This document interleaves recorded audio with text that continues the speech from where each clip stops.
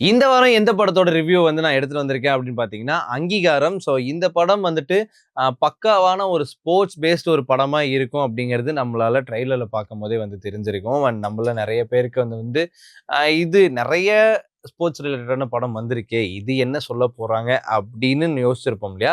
So அது என்ன சொல்லியிருக்காங்க? எப்படி வந்து லைக் எல்லாமே சொல்லப்பட்டிருக்கு? அண்ட் நெறைய உண்மைகள், உண்மை சம்பவமா இருந்திருக்கா? அண்ட் என்னலாம் ஸ்ட்ரகிள்ஸ் ஒரு ஸ்போர்ட்ஸ்மேன் வந்து இந்தியால குறிப்பா தமிழ்நாட்டுல ஃபேஸ் பண்றாங்க அப்படிங்கிறத இந்த படத்துல சொல்லியிருக்காங்க. ஸோ இந்த படத்த பத்தி இன்னும் டீட்டெயிலா நான் இந்த வீடியோல சொல்றேன். அண்ட் இதே மாரி ஃபாலோயிங் வீக்ல மத்த படங்கள பத்தி தெரிஞ்சுக்கணும் அப்படின்னா மறக்காம நம்ம பேஜ ஃபாலோ பண்ணிக்கோங்க. எஸ் அஃப்கோர்ஸ் அங்கீகாரம் இந்த படம் டைட்டிலுக்கு ஏத்த மாரி அந்த ஸ்போர்ட்ஸ் மேன்ஸ்க்கு அதாவது இந்தியாவுல இருக்க நெறைய ஸ்போர்ட்ஸ் மேன்ஸ்க்கு, தமிழ்நாட்டுல இருக்க நெறைய ஸ்போர்ட்ஸ் மேன்ஸ்க்கு அந்த அங்கீகாரம் கிடைச்சிருக்கா? இல்லையா? அந்த அங்கீகாரம் கிடைக்கும்போது என்ன மாரியான பிரச்சனைகள்லாம் வருது அப்படிங்கிறத இந்த படத்துல சொல்லியிருக்காங்க. ட்ரெயினிங் வர பசங்க எல்லாம் மேக்ஸிமம் கஷ்டப்பட்ட ஃபேமிலில தான் வருவாங்க. அதே சமயத்துல அவங்க கிட்ட இருக்கிற கான்ஃபிடன்ஸ் பாத்தீங்கன்னா நம்மளே மிரள வைக்கும். அண்ட் இதோட ஒரு ஒன்லைன் பார்த்தோம் அப்படின்னா, நம்ம ஹீரோ வந்து பார்த்தீங்க அப்படின்னா, சென்னையில ஒரு ஏழையான அதாவது ரொம்ப புவர் ஸ்டேஜ்ல இருக்க ஒரு ஃபேமிலில இருக்க ஒரு ஹீரோ. அண்ட் அவருக்கு ஹீரோயின் ஒரு பக்கம் இருக்காங்க. அண்ட் அவருக்கு ஏதோ ஒரு வகையில நம்மளோட வாழ்க்கைய மாத்தணும். அந்த வாழ்க்கைய மாறுறோம் அப்படின்னா, ஸ்போர்ட்ஸ்னால மட்டும் தான் நம்மளோட வாழ்க்கையே வந்து வேற இடத்துக்கு போகும். நம்ம குடும்பம் அடுத்த கட்டத்துக்கு போகும் அப்படிங்கிற ஒரு ஒரு தாட் ப்ராசஸ்ல இருக்கிறதுனால, அவருக்கு தெரிஞ்சது அந்த ஸ்போர்ட்ஸ் தான். ஸ்போர்ட்ஸ்க்காக எல்லாமே சாக்ரிஃபைஸ் பண்றாரு. வேலைக்கு முடியாது. அண்ட் மத்த விஷயங்கள ஃபோக்கஸ் பண்ண முடியாம கிரவுண்டு தான் வீடு, வீடு விட்டா கிரவுண்டு. இப்படி இருக்க ஒரு ஹீரோ. நான் ஓடுற கடைசி நேஷனல் இது. எப்படியாவது ஜெயிச்சிருவேன். அண்ட் அவரோட லைஃப்ல ஒரு மாரி போயிட்டே இருக்காரு. ஒரு நல்ல நல்ல அடுத்தடுத்த கேம்ஸ் ஆகட்டும், அத்லெட்டா இருக்கும்போது அந்த கேம்ஸுக்கு எவ்ளோ நேர்த்தியா பண்ண முடியுமோ, அந்த மாரி ஒரு ஒரு லைஃப் ஜர்னி போயிட்டுருக்கு. இப்படி போயிட்டே இருக்கு. ஸ்போர்ட்ஸ் தான் முக்கியம் அப்படின்னு போயிட்டே இருக்கு அவரோட லைஃப்ல. ஏதோ ஒரு இடத்துல அந்த ஸ்போர்ட்ஸ்னால அவருக்கு ஒரு பிரச்சனை வருது. அப்படி பிரச்சனை வரும்போது அந்த பிரச்சனைய எப்படி ஃபேஸ் பண்ணாரு? நமக்கான தேவை, அங்கீகாரம் வெறும் திறமை இருந்தா மட்டும் கிடைச்சிராது நைனா. அதுக்கப்புறம் அவரோட உடல் ரீதியா வந்த பிரச்சனையாகட்டும், மன ரீதியா வந்த பிரச்சனையாகட்டும், இதெல்லாத்தையும் தாண்டி அவரு ஆசைப்பட்ட அந்த ஒரு இந்தியாக்காக கேம் அதாவது நேஷனல் கேம் வந்து விளையாண்டாரா? இல்லையா? அவரோட லைஃப் மாறுச்சா? இல்லையா? அப்படிங்கிறத இந்த படத்துல ஓவராலா சொல்லியிருக்காங்க. அண்ட் இந்த படம் பொறுத்தவரைக்கும் நெறைய விஷயங்கள் ஸ்போர்ட்ஸ்மேனுக்கு நடக்கக்கூடிய நெறைய இன்னல்கள், நெறைய பிரச்சனைகள வந்துட்டு ரொம்ப ஓப்பன் வைடரா இந்த படத்துல வந்து காட்டியிருக்காங்க. அந்த வகையில டைரக்டருக்கு ஒரு பெரிய ஹேட்ஸ் ஆஃப். ஏன்னா, இவ்ளோ போல்டா நெறைய விஷயங்கள காட்டணும் அப்படின்னா, அதுல நெறைய லைக் ஏகப்பட்ட பிரச்சனைகள் வரும். அண்ட் சென்சார் ரீதியாகட்டும், இல்ல எப்படி நீங்க இத வந்து சொல்லலாம் அப்படிங்கிற மாரியான அ மேலெழுத்து பிரஷர் இந்த மாரி வரக்கூடிய காரணங்கள், வாய்ப்புகள் இருந்தாலும், இந்த படத்துல ஒரு சில விஷயங்கள ரொம்ப அழகாவே சொல்லியிருக்காங்க. அண்ட் அதையும் தாண்டி ஸ்போர்ட்ஸ் ரிலேட்டடா இருக்கக்கூடிய விமென்ஸ்க்கு எந்த மாரியான பிரச்சனைகள் உள்ள இருக்கு? என்னதான் திறமை இருந்தாலும் விமென்ஸ பார்க்குற ஒரு கண்ணோட்டம் வேறையா இருக்கு. மென்ஸ பார்க்க ஒரு கண்ணோட்டம் வேறையா இருக்கு. பணம் இருக்கவனுக்கு ஸ்போர்ட்ஸ் வேற ஒரு கண்ணோட்டத்துல இருக்கு. பணம் இல்லாதவனுக்கு ஸ்போர்ட்ஸ் வேற ஒரு கண்ணோட்டத்துல இருக்குங்கிறத ரொம்ப தெளிவா சொல்லியிருக்காங்க. ஃபர்ஸ்ட் ஹாஃப் முழுக்க நமக்கு வந்துட்டு அவரு ஹீரோ வராரு, கேமுக்கு போறாரு, ட்ரெய்னிங் எடுத்துக்கிறாரு.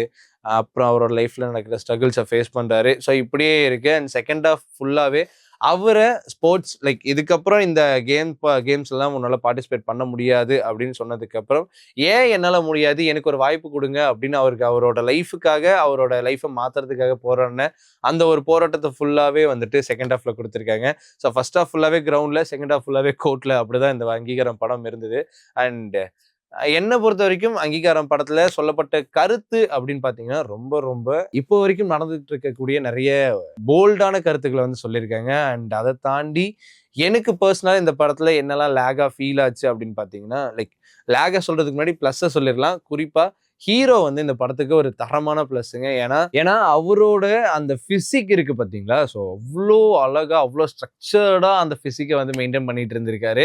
அண்ட் அதையும் தாண்டி இந்த படத்துக்காக அவர் போட்ட எஃபர்ட்ஸ், அந்த படத்துக்காக அவர் எடுத்துட்டு வந்த அந்த பிசிக் பார்த்தீங்க அப்படின்னா, ரொம்ப அந்த அளவுக்கு ஒரு டிசிப்ளின்டான ஒரு பாடி ஸ்ட்ரக்சர வந்துட்டு இந்த படத்துல வந்து எடுத்துட்டு வந்திருக்காரு. அண்ட் ஹீரோயினும் அவங்களுக்கு குடுத்த இ அண்ட் ஹீரோயினும் அவங்களுக்கு குடுத்த அந்த ஒரு ரோல ரொம்ப நேர்த்தியா பண்ணியிருக்காங்க அப்படின்னு சொல்லலாம். அத தாண்டி ஹீரோவோட அம்மாவாகட்டும், தங்கச்சியா பண்ணவங்களாகட்டும், அவங்களோட ஃப்ரெண்ட்ஸ் ஆகட்டும், ஒவ்வொருத்தருக்கும் அந்த குட்டி போர்ஷன்ஸா இருந்தாலும், இல்ல வந்து த்ரூ அவுட் த ஃபிலிம் வந்தாலும், அவங்களுக்கு என்ன ரோல், ஸோ என்னதான் பண்ணலாம், இது வந்து வேணும், இது வேண்டாம் அப்படிங்கிற அந்த கான்ஷியஸ்னஸ்ல டைரக்டர் ரொம்ப தெளிவா இந்த கதையை வந்து எடுத்துட்டு வந்திருக்காரு. அண்ட் செகண்ட் ஹாஃப்ல நிறைய கோட் சீன்ஸ் இருக்கிறதுனால ஹீரோவோட டைலாக் பிளேஸ்மெண்ட்ஸ் பார்த்தீங்க அப்படின்னா ரொம்ப நல்லாவே சூப்பராகவே டெலிவர் பண்ணியிருக்காரு. பார்க்கக்கூடிய வகையில் லைக் அண்ட் செகண்ட் ஹாஃப் ஃபுல்லாகவே கோட் சீன்ஸ், அந்த கேஸ் நடக்கிற விதம் அப்படி போகிறதுனால ஹீரோ எந்த மாதிரியா டைலாக்ஸ் எல்லாம் இருக்கு, லைக் எப்படி அவரோட எமோஷன்ஸை கன்வே பண்றாரு அப்படிங்கிறத பார்க்கும்போது ரொம்ப அழகாவே இருந்தது. அண்ட் எனக்கு இதெல்லாம் தாண்டி என்ன எனக்கு மைனஸா ஃபீல் ஆச்சு அப்படின்னா, நிறைய இடத்துல தேவையில்லாத சீக்வல் வந்திருக்கோ, இந்த இந்த இந்த சீனுக்கும் அடுத்த சீனுக்கும் நடுவுல அந்த ஒரு கனெக்ஷனை கொடுக்கறதுக்காக ஒரு சில சீன்ஸ் இருந்துச்சோ அப்படிங்கிற ஒரு டவுட் இருந்தது. அண்ட் அதையும் தாண்டி டப்பிங்ல இன்னும் கொஞ்சம் இம்ப்ரூவைஸ் பண்றதா நினைச்சிட்டு அந்த லைக் அந்த சீக்குவலே கெடுக்கிற மாதிரியான ஒரு சில சீன்ஸ் அது நம்மளால பார்க்கும்போதே தெரியும். ஸோ இந்த இடத்துல இந்த டைலாக் இப்போ அவங்க பேசல, ஆன் தி ஸ்பாட்ல இந்த டைலாக் இல்லை, டப்பிங்ல தான் இந்த டைலாக் பண்ணியிருக்காங்க அப்படின்னு டப்பிங்ல நிறைய ஒர்க் அவுட் பண்ணியிருக்காங்க. இருந்தாலும் ஒரு சில இடத்துல விஷுவலா பார்க்கும்போது இல்ல இந்த இடத்துல இவங்க பேசல, ஆனா அது அப்ரோப்ரியேட்டா தெரியுது, ரொம்ப அப்ரோப்ரியேட்டா தெரியுது அப்படிங்கிற மாதிரியான ஒரு விஷயம் நம்மளால பார்க்க முடிஞ்சது. அதை தாண்டி இந்தியாவுக்கு லைக் தமிழ்நாட்டுல எந்த மாதிரி ஆக்சுவலா ஸ்போர்ட்ஸ்ல என்ன பிரச்சனை நடக்குதுங்கிறத ரொம்ப அழகா தெளிவா காட்டியிருக்காங்க. அண்ட் இந்த படத்தை பார்க்கும் போதுதான் எனக்கு ஒரு விஷயம் தெரிஞ்சது. என்ன அப்படின்னா, இவ்வளவு வருஷமா வந்துட்டு இந்தியாவுக்கு நேஷனல் கேம் அப்படின்னா ஹாக்கி அப்படின்னு தான் நம்ம படிச்சிருக்கோம், அப்படிதான் சொல்லி கேள்விப்பட்டிருக்கோம். ஆனா இங்க ஒரு பெரிய சஸ்பென்ஸா இருந்தது என்ன அப்படின்னா, இந்தியாவுக்கு ஒரு நேஷனல் கேமே கிடையாது அப்படின்னு சொல்லிட்டாங்க. நம்ம நாட்டுக்கு நேஷனல் கேம்னு ஒன்று இல்லவே இல்லை சார். இந்தியாவுக்கு ஒரு நேஷனல் கேமே கிடையாது அப்படிங்கிற மாதிரி சொல்லியிருக்காங்க.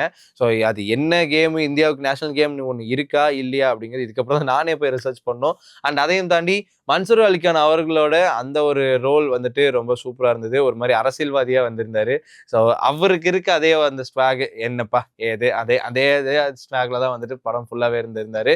அண்ட் இந்த படம் இந்த அங்கீகாரத்துக்கா லைக் இந்த படம் பார்த்தீங்க அப்படின்னா பேருக்கு ஏற்ற மாதிரி இந்த படத்துக்கும் ஒரு அங்கீகாரம் கிடைக்கணும். அந்த அங்கீகாரம் கிடைச்சதுக்கும் தாண்டி நம்ம தமிழுக்கு லைக் நம்ம இந்தியாவுக்காக விளையாடுறவங்களாகட்டும், இல்லை தமிழ்நாட்டுக்காக விளையாடுறவங்களாகட்டும், எப்படியா இருந்தாலும் எந்த நாட்டுக்காக விளையாண்டாலும் சரி, எந்த ஊருக்காக விளையாண்டாலும் சரி, ஸ்போர்ட்ஸாக பார்க்கணும், அதை ஒரு வியாபாரமாக பார்க்கக்கூடாதுன்னு ஒரு தரமான கருத்தை வந்து இந்த படத்தில் சொல்லியிருக்காங்க. அண்ட் இந்த அங்கீகாரம் உங்களால அங்கீகரிக்கப்படுதா இல்லையா அப்படிங்கிறத மறக்காம கமெண்ட்ஸ்ல சொல்லுங்க. அண்ட் இதே மாதிரி ஒரு வீடியோல இதே மாதிரி ஒரு ரிவ்யூல மீட் பண்ணலான்றதான் பை ஃப்ரம்